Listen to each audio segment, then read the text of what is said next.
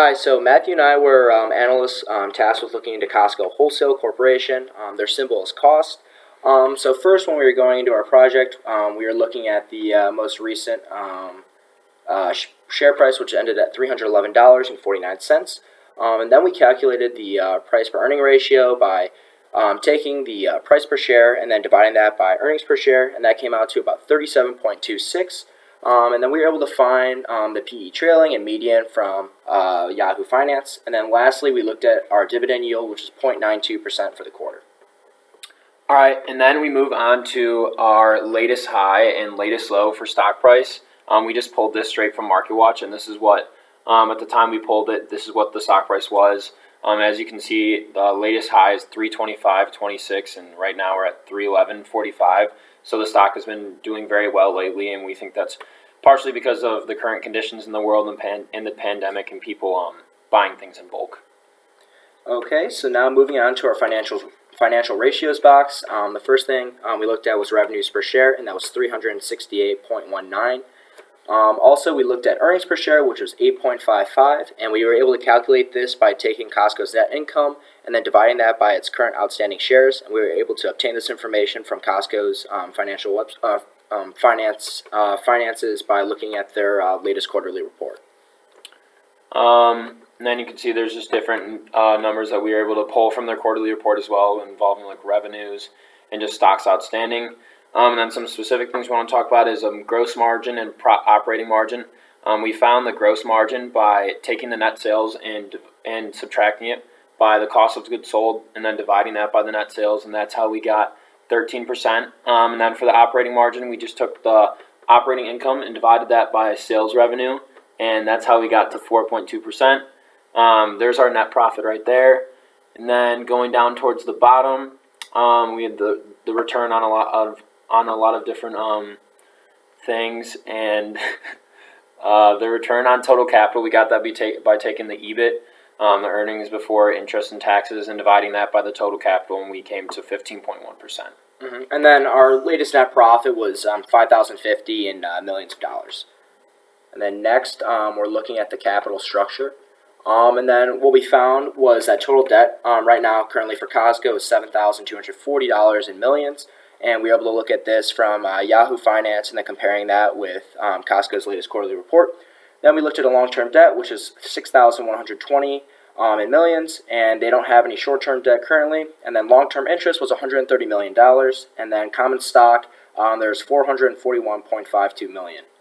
And then our source for that was the SWOT analysis of Costco Wholesale Corporation on Value Line that was published most recently.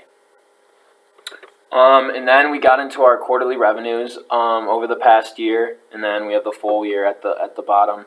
And we pulled these numbers from the SWOT analysis on the Costco Value Line, and these are the numbers that we were able to get from that. And then we also used the latest Value Line edition from February, and we looked at those numbers and then kind of made estimates for ourselves based on the market. And then, these are quarterly dividends. Yeah, and these are the quarterly dividends that we had. They were consistent all throughout. So then the full year ended up just being the four of them multiplied together. Okay, and then now looking into how Costco is currently doing, recent developments and stuff like that.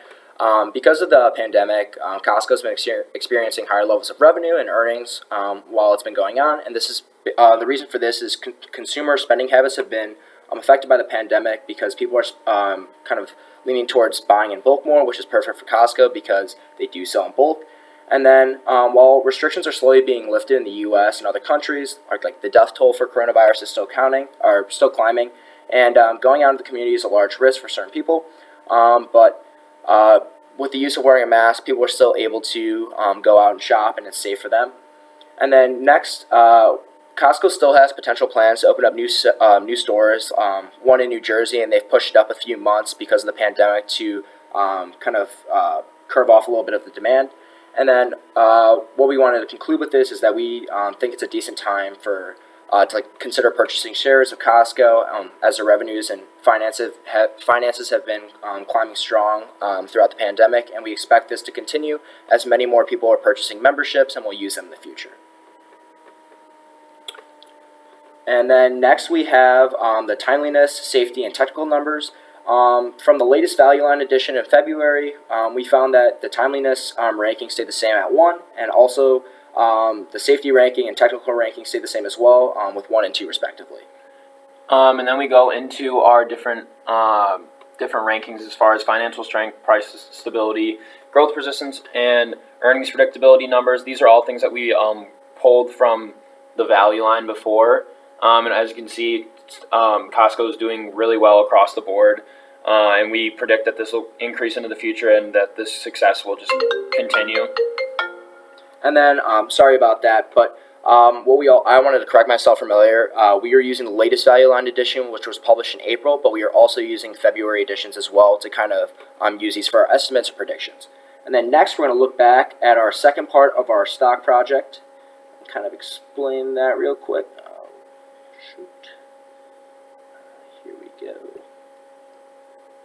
Okay, so from the April value line edition, actually, no, we got this one from February, and when we were completing part 2, analysts weren't very in favor of purchasing Costco stock because the pandemic hadn't really had severe effects on big box retailers, and they really didn't know what the kind of effects of the pandemic were going to have on big box retailers like Walmart, Kmart, and Costco. And then what we've seen change from this is that consumer spending habits have changed and are staying consistent throughout the pandemic. So it's safe to say that this upcoming edition of the value line is going to be much different in favor of purchasing Costco stock. And then would you like to add anything, Matthew, or did I get it covered? I think pretty much covered everything. Just that because Costco sells a lot of essential goods, people are just more inclined to buy them during the current times, and people are more inclined to play things safely and buy a bunch of things at once instead of shopping like once a week. And for just a small amount, they'd rather be prepared in case in case like a breakout occurs and people can't go out and buy a bunch of things like they usually would be able to. Absolutely. So we really think that this upcoming value line edition is going to be much more favorable financially and with terms of investment for Costco. And we're really looking forward to it. Thank you. Thank you.